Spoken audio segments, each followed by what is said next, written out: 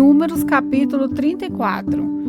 O Senhor Deus mandou que Moisés desse aos israelitas as seguintes ordens: quando entrarem em Canaã, a terra que eu estou dando a vocês, as fronteiras serão essas.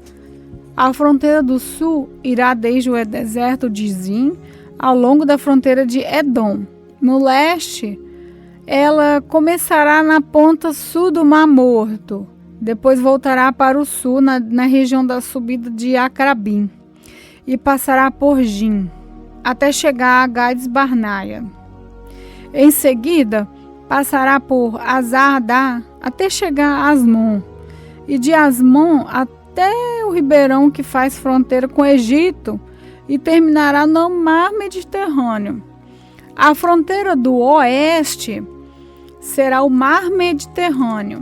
A fronteira norte irá desde o Mar Mediterrâneo até o Monte Or, e dali até a subida de Amate, e depois até Zedade. De Zedade, essa fronteira do norte seguirá até Zifron e acabará em Azar-Enã. A fronteira do leste irá desde Azar-Enã até Zefã, e de Zefã até Riblá, que fica a leste de Aim.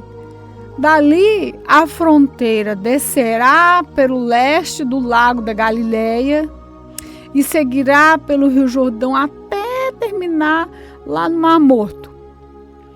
Então, estas serão as 4 fronteiras do país de vocês. Então, Moisés deu essas ordens aos israelitas. Essa é a terra que vocês vão repartir por sorteio. Esse é o país que o Senhor Deus mandou dar a vocês, as 9 tribos e meia. Isso porque as 2 tribos e meia, isso é, as tribos de Gade e de Ruben e metade da tribo de Manassés, já receberam por grupos de famílias a terra que pertencem a elas, do lado leste do Rio Jordão, na altura de Jericó, que ficava do outro lado do rio.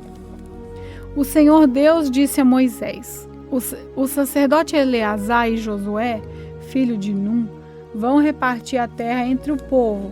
Escolham também um chefe de cada tribo para ajudar a dividi-la. Os homens que devem ser chamados são os seguintes: da tribo de Judá, Caleb, filho de Jefoné; da tribo de Simeão, Samuel, filho de Amiúde; tribo de Benjamim, Elidade, filho de Guizom; tribo de Dan vai ser Buque, filho de Jogli; da tribo de José, isso é Manassés, Amiel, filho de Éfode; tribo de Efraim, Quemuel, filho de Zifrã; tribo de Zebulon, Elisafã, filho de Parnaque; tribo de Isacar, Pautiel, filho de Azã; tribo de Aser, Aiude, filho de Semoli; e da tribo de Naphtali, Pedael, filho de Amiúde. São esses os homens que o Senhor mandou repartir a terra de Canaã entre os israelitas. Números capítulo 35. Nas planícies de Moabe, perto do Rio Jordão, na altura de Jericó, que ficava no outro lado do rio, o Senhor disse a Moisés o seguinte: mande que os israelitas das terras que vão receber deem aos levitas algumas cidades onde estes possam morar, e também terras de pastagem ao redor delas. Essas cidades serão dos levitas, e eles morarão nelas. As terras ao seu redor serão para o gado, para as ovelhas e as cabras, e para outros animais. Os pastos ficarão em volta de toda a cidade, numa distância de 400 e 500 metros a partir da muralha. Todo o terreno formará um quadrado de 900 metros de cada lado, isso é, medirá a mesma coisa a leste, a oeste, ao norte e ao sul. A cidade ficará no meio e os pastos ficarão em volta. Deem aos levitas 6 cidades para fugitivos. Se um homem, sem querer ou por engano, matar alguém, poderá fugir para uma dessas cidades. Além delas, vocês darão aos levitas 42 cidades. Portanto, o total será de 48 cidades, todas elas com pastos ao seu redor. O número de cidades de levitas em cada tribo será determinado pelo tamanho do seu território, isso é, dos territórios maiores será escolhido um número maior de cidades e dos territórios menores, menor número de cidade. O Senhor Deus mandou que Moisés dissesse ao povo de Israel o seguinte: quando vocês atravessarem o rio Jordão para entrar em Canaã, deverão escolher algumas cidades para fugitivos, onde poderá ficar morando qualquer homem que, sem querer ou por engano, tenha matado alguém. Ali, ele ficará a salvo do parente da vítima que estiver procurando vingança e não morrerá sem ter sido julgado em público.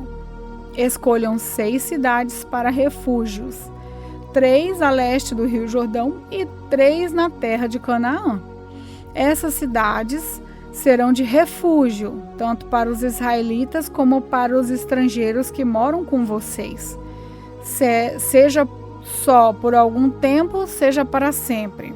Quem tiver matado alguém sem querer ou por engano, poderá ficar refugiado ali. Se o homem ferir uma pessoa com um objeto de ferro, ou com uma pedra, ou com um pau, e causar a morte dessa pessoa, ele é culpado pelo crime e será condenado à morte. Quando o parente mais chegado do morto encontrar o assassino, deverá matá-lo.